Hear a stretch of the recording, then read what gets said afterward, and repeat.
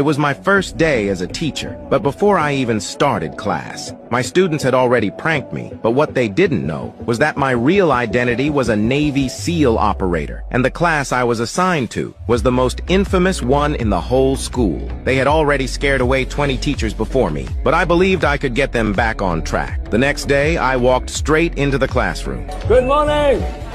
This time, the students seemed a bit calmer, but during class, they still ignored me completely. Some were eating, some were sleeping, and some were even playing video games. I introduced myself first, but no one cared. They thought I was just as weak as the teachers before me, but what they didn't know was that I had prepared a surprise for them. I picked up a rubber band and a piece of chalk from the desk.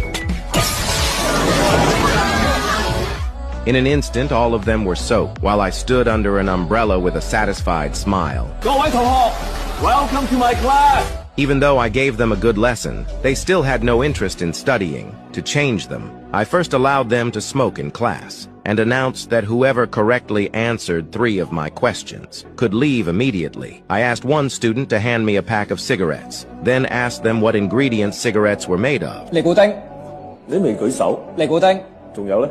燒油. Any more? 同埋一氧化碳. 中.